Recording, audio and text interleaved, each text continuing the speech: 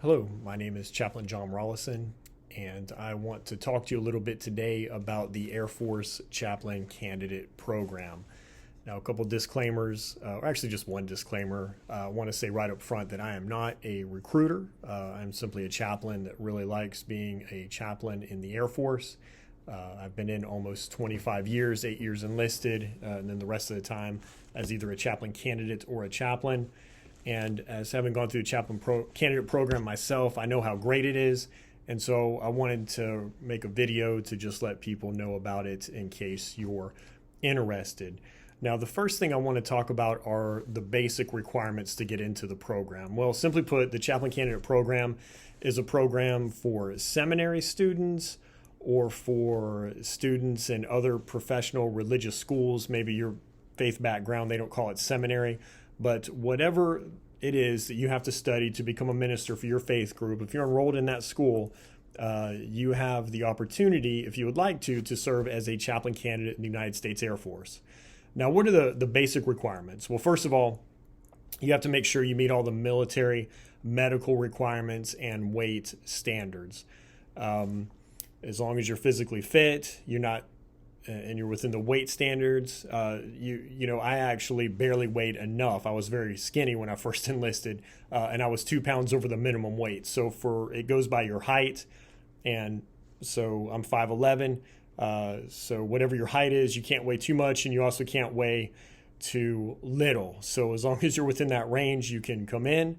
You have to be a citizen of the United States. You have to be less than 40 years of age by time of appointment. So if you're a seminary student, you're probably fairly young, so you should be good to go. If you're 38 or 39 and you're thinking about doing this, I hope you make up your mind quick because you have to be in before you turn 40. You also have to have a bachelor's degree. Now, if you're a seminary student, you have to have a bachelor's degree, so that's no problem. No less than 120 hours, like most bachelor's degrees are 120 or 130, so you should be good to go. And it has to be from an accredited university. Now, a question that I get a lot about that is, does it matter what the bachelor's degree major is? And the answer is no. It could be in anything. Mine is not in religion or Bible studies or anything like that, but it is from a fully accredited university, which enabled me to go to seminary. So as long as you have an accredited bachelor's degree, it doesn't matter what it's in. It doesn't have to be in a related field. That's not to say it's not good to have one in religion or Bible studies. It just doesn't have to be. You also have to be working towards a professional Master of Divinity degree or equivalent with a minimum of 172 hours. Let me talk about that for a minute. Most Christian denominations, I'm going to speak specifically to Christian denominations because that's what I am. I'm specifically a Southern Baptist. Most seminaries have a 90-hour Master of Divinity. So you're well above the 72 semester hours. And that's a good thing because it can be looked at, if your degree is only 72 hours, is that you just barely did the minimum. And everybody always wants to do above and beyond, right? So if you're in a seminary, there's a 90-degree Master of Divinity, you're good to go. And to talk about this a little bit more, another question I get asked a lot, because I talk to a lot of prospective chaplains, is do I think a degree in chaplaincy will make somebody a better chaplain? And my answer is, I think it just depends on you and your personality. I don't think you have to have one to be a good chaplain. Obviously, I'm biased because my Master of Divinity's emphasis was in ministry.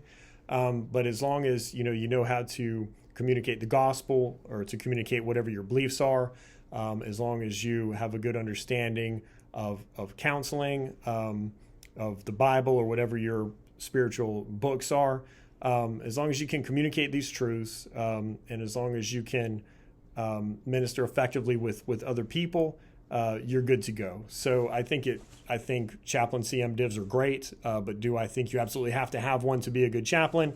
I would say no to that. And honestly, what I would encourage you to do is find something that you're really interested in.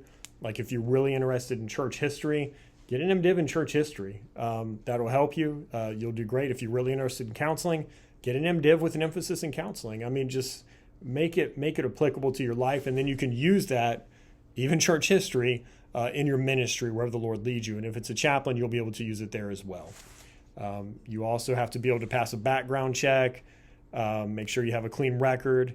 You have to have a willingness to support and defend the constitutional guarantee of the free exercise of religion for all airmen. That's an extremely important part of our job, is protecting people's First Amendment rights, which promises them the freedom of religion.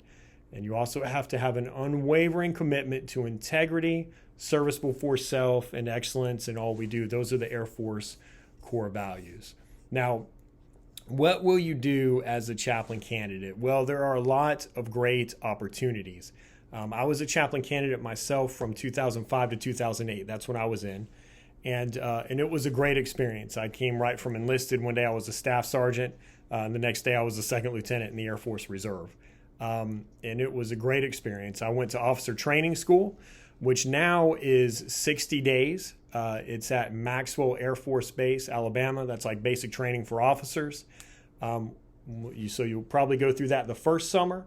And then the next summer, you'll do a 24-day tour at an active duty base for hands-on practice of ministry. You'll work with active duty chaplains, or you might go to a reserve base and work with active reserve chaplains. But I promise you, this will be a great experience. My first chaplain candidate internship tour was at Columbus Air Force Base in Mississippi. My second one was at Hurlburt Field in Florida. Both of those were great experiences, and I still, to this day, 16 years later, have friends, lifelong friends that I made at both those tours. It is a wonderful, wonderful opportunity to get some great experience, and I just can't say enough about it. And also, you get paid for doing it. As seminary students, we can always use extra money, which is always a blessing. You get paid to do that, and that's wonderful. They pay you to go there. If you fly there, they'll pay for the plane ticket. If you drive there, they'll reimburse your mileage. It's wonderful, a great experience. So that's what you do as a chaplain candidate. And what are some of the benefits? Well, one, and this is huge because they didn't have this when I was a chaplain candidate, but you can have tuition assistance. So the Air Force will pay for your education, which is huge. What a great benefit. You also get to go on base. You get commissioned as a second lieutenant in the Air Force. I don't think I've mentioned that yet. So chaplain candidates are second lieutenants. So you're an Air Force Reserve officer. You'll have a military ID. You can go on any military installation in the world and use their commissary, use their base exchange, do whatever you want. If you travel, you can go on base and stay on base. My wife and my children and I went on a huge, wonderful trip a couple years ago. We drove all over the West and on up into Canada. But when we were still in the U.S., every time we could, we stayed on military installations. One, it's inexpensive. Two, you know you're safe. Your children can go outside and play. You don't have to worry about anything happening to them. It's wonderful to be able to use these benefits. Also, while you're as a reservist and as you're what they call an IMA reservist. That stands for Individually Mobilized Augmentee. I'm not going to kill you with acronyms. You'll get a lot of that later if you decide to join the military. But as an IMA reservist, you'll also, when you go on orders, get paid. The pay the second lieutenant gets. You'll get housing allowance. You'll get family separation allowance when you're at your tour because you're not going to be with your family. You'll get travel pay, like I already mentioned. And a great benefit now is that you can be on TRICARE, which is the military health insurance, which is great for a very small fee. And by the way, you get this all the time. It's called TRICARE Reserve Select. So it's not just while you're on orders. You and your family can have full health coverage for a very small monthly fee. And that is a wonderful benefit that they didn't have when I went through. That would have been huge for me because my wife and I were just starting our family. So I would encourage you, if you're able to become a chaplain candidate, that is just a wonderful benefit. Now, what are some of the other benefits of your training? Well, it's flexible. If you have a summer class that you have to take, you can take that summer class. You can adjust your training schedule as far as the chaplain candidate tours. You can also request to go to a certain base. They can always say no, but say you get to know somebody that's a chaplain at a certain base and they're able to take chaplain candidates. You can say, hey, can I go there? And they might say, no, unfortunately, they're not accepting anybody that date, but you can always ask. But when you go, no matter where you go, you'll have exposure to a very diverse ministry setting, which is one of the blessings of the military ministry. You get to work with all types of pilots of aircraft, transport, bomber, fighter, helicopter pilots. It all just depends on what base you're at. even remotely piloted aircraft. It's awesome to go in and see how that works. The space and cyberspace mission, all types of first responders, hospital, medical ministry, special ops, fire department, basically anything they have in the civilian world, they'll have a counterpart to that in the military, and you could experience that type of ministry. Back to my experience, my first chaplain candidate tour was at Columbus Air Force Base, as I've already mentioned, and they trained pilots how to fly there. So they had training planes, and they flew a lot. And so there was all kinds of flying. I made friends with a lot of those guys, and we still know each other. My second tour was at Hurlburt Field, which is part of Air Force Special Operations Command. So I got to meet a lot of the people that do that very interesting ministry, and that was a great experience as well. And then I want to say 3 years later, I was actually assigned there. That was my second chaplain assignment. So where you go as a chaplain candidate, you may one day go back there as an Air Force chaplain, which is always exciting as well, because a lot of the same people that you meet the first time will be there the second time you go. But also, and I've kind of mentioned this before, but now I'm going to talk about it specifically, you'll make lifetime relationships with fellow chaplain candidates, but also with people you meet at the installations. And some of my very best friends I've met through the military. Another benefit of the training is you'll have hands-on ministry with airmen and their families, and it'll maximize your potential to reappoint as a chaplain. Some people go into the chaplain candidate program and they realize, this isn't for me, and they separate, and that's okay. That's what the program's for. But the majority of the people that come through, they reappoint as chaplains, either in the reserve or the Air National Guard or active duty. And this is a great opportunity for you to learn a little bit about what the ministry is like. So if you're a seminary student, you're physically fit, you're under age 40, I would encourage you to give me a call. Or to email me. I'll put my email address in the information below here, and you can contact me at any time. I don't want to put my phone number on there, but I'll put my email address. And if you email me, I'll just email you my phone number and say, hey, give me a call, and we can talk. You can text me.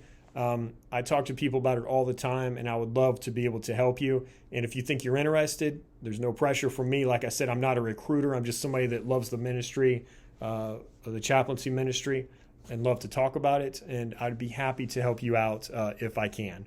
And if there are any questions that you have that I may not have answered, I would be, again, love to talk to you about it. So God bless you. I hope you'll feel free to contact me. And if there's ever anything I can do to help you, please let me know. Again, I'm Chaplain John Rollison.